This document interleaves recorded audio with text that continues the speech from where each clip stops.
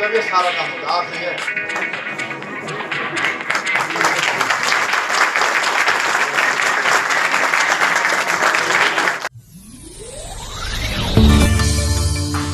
हमारा देश गांधी का देश है, नेहरू का देश है, बाबा साहब का देश है, भगत सिंह का देश है, अब्दुल कलाम आजाद का देश है, अशफाक उल्लाह खां का देश है, ब्रिगेडियर उस्मान का देश है।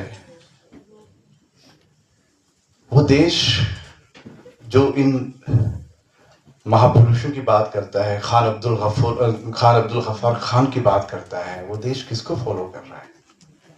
कहाँ जा रहा है देश? कौन सी दिशा में जा रहा है? आप जानते हैं, एक वहशी जिसका नाम लेने में भी शर्मसार हो जाते हैं हम लोग अपने आप को बोलने में। एक घिनौनी हरकत आप देख रहे हैं, जिस तरह से पूरे विश्व के अंदर शायद हमने हमारे पिछले इतिहास में जो हमारे आबा-ओ-अजदाद की बात करें 100 साल पहले भी ऐसा नहीं देखा होगा। जिस तरह से जो घिनौना आप सुन रहे होंगे, जेफरी एप्स्टीन जिसे का नाम सुन रहे होंगे, एक शैतान का नाम सुनते हैं आप आई थिंक, जेफरी एप्स्टीन, जिसने 2 साल की बच्ची को भी नहीं छोड़ा है, परोसा है ट्रंप जैसे वहशी शैतानों को, दीगर अलग अलग बिल गेट्स और वो तमाम आप पूरे देख रहे हैं। विश्व स्तर के वो लोग, जब हम सोचते हैं कभी किसी मतलब जिनको हम सोचते हैं कोई मतलब एक नीचे वर्स्ट एक गली का गुंडा होता है ना, मुझे वो सुनकर वो लोग भी उनसे कई ज्यादा अच्छे हैं, वैसे हालात आप देख रहे हैं। क्या किया है 2 साल की बच्ची के मांस को खाना, ये सब चीजें बोलना पड़ेगा पूरे वर्ल्ड में। आप देख रहे हैं सब जगह सोशल मीडिया में आप देख रहे हैं। उससे मिलने के लिए हमारा प्राइम मिनिस्टर जाए, एक लेडी और एक आदमी आके कंधे पर फोटो रख के खींचाए, इजराइल में जाके उनके सामने नाच गाना करे, ये सबके सामने है, ऑन डॉक्यूमेंट है। और कौन आके हमें समझाने की कोशिश कर रहा है?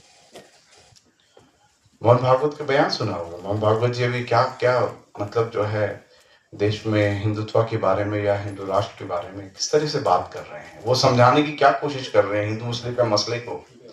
वो लोग जो लोग कभी भी इस देश का भला नहीं चाहते थे, आजादी के अंदर जिनका एक कतरा भी खून का नहीं गया है, वो आज आके देशभक्ति की बात करते हैं।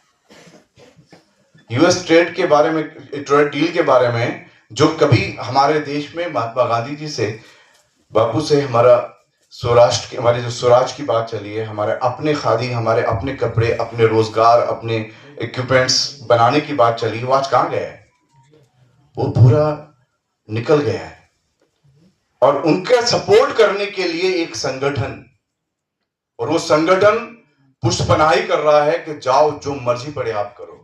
यूजीसी का गजट पास हुआ, उसमें एक रात में 100 मोटो लिया, और यहाँ पर जो सिटीजनशिप है हमारे जो देशवासी हैं, जो यहाँ जो सेक्युलरिज्म है, उसको खतरा करने के लिए, उसे खतरे में डालने के लिए ये लोग सीए लेकर आए।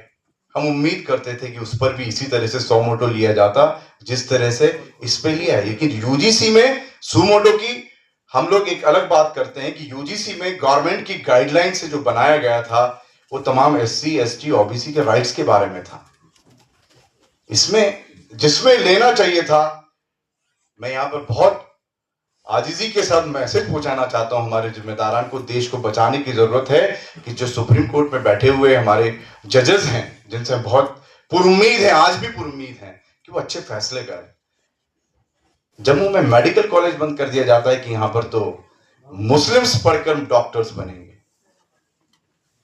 और मेडिकल कॉलेज बंद होने के बाद उसको सेलिब्रेट किया जाता है। सोचिए विश्व क्या देख रहा होगा हमारे देश की स्थिति। और यही नहीं, अभी पड़ोस के हमारे मध्य प्रदेश में बालाघाट के अंदर ओपनली मुस्लिम्स का बायकॉट कर रहे हैं, और वो उनके ऊपर कोई वो नहीं हो रहा है जिस तरह से एक्शन लेना चाहिए पुलिस को, प्रशासन को, या आकर वहां का सीएम, वहां का सांसद आकर जो बात कहना चाहिए कि क्या हो रहा है, ये गलत हो रहा है, कोई बोलने के लिए भी नहीं है। और एक तरफ यही नहीं, इतनी बड़ी हैसियत, बड़ी लंबी चौड़ी चीजें मैं चंद आपको सिर्फ याद दिलाने के लिए बता रहा हूं।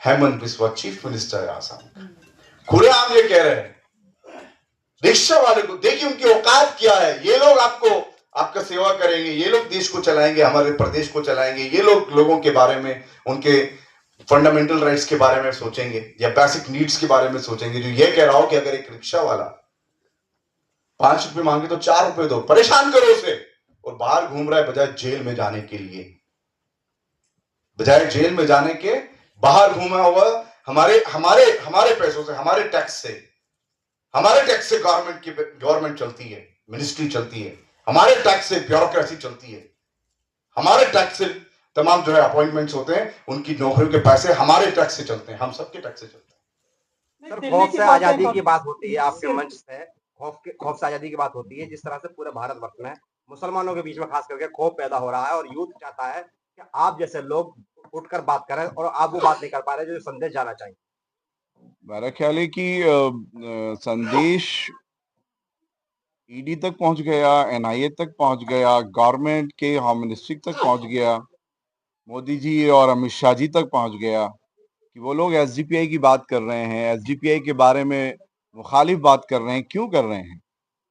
उन्हें हम सूट क्यों नहीं कर रहे हैं? क्योंकि हम फांसीवाद के साथ जरा भी कंप्रोमाइज नहीं करते हैं। ये देश फांसीवाद से, रूढ़िवादिता से या बंटवारे से नहीं चल सकता। ये देश सबको साथ लेने से चलेगा, और उस आवाज को, जब हम लोगों की जो आम आवाज होती है, जरूरी आवाज होती है, पब्लिक के मुद्दे होते हैं, आप देखिए सबसे पहले जब सीए भी था, सीए भी नहीं बना, हमने जंतर मंतर पर उसके जो बिल आया था, बिल को फाड़ दिया था, सबसे फर्स्ट एसडीपीआई ने पाया है।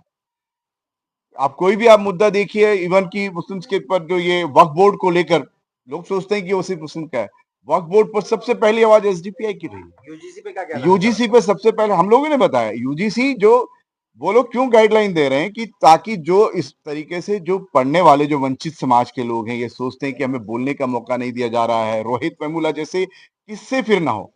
रोहित वेमुला और जो दीगर बेचारे, आपको मालूम है कि एससी एसटीज के आपने कैसे सुने हैं कि पढ़ाई को लेकर उनको पढ़ते वक्त में उनके ऊपर जो एट्रोसिटीज हुई हैं, वो रखकर हमने ये यूजीसी को सपोर्ट दिया कि यूजीसी के अंदर तमाम एससी एसटी ओबीसी की बात हो रही है, आप उसको सपोर्ट करना चाहिए। गवर्नमेंट ने खुद ने भी इसको रखा था, लेकिन गवर्नमेंट में बाद में क्या हुआ आपको सब मालूम है, इसलिए उसमें आपने भी अपनी स्पीच में सुप्रीम कोर्ट का जिक्र किया कि इस बिल को लेकर, और उससे पहले सीएनआरसी को क्या हम ये कह रहे हैं कि कोर्ट के फैसले आ रहे हैं उस पर कितना हम सुप्रीम कोर्ट से एक उम्मीद चाहते हैं कि जो इस तरीके से नफरतें हो रही हैं, सुप्रीम कोर्ट के कहने के बावजूद बुलडोज हो रहे हैं घर, सब आ रहा है, पटल पर आता है, सब ऑन डॉक्यूमेंट होता है। यही नहीं है, हमारी जो एससी एसटी महिलाएं हैं या हमारी जो बहनें हैं, उनके ऊपर जिस तरह से हालात बने हुए हैं, जो यहाँ पर अफरा तफरी का मामला है, या हेमंत बिस्वा के इस तरीके के जो बयान आते हैं, सो मतलब सुप्रीम कोर्ट को लेना चाहिए।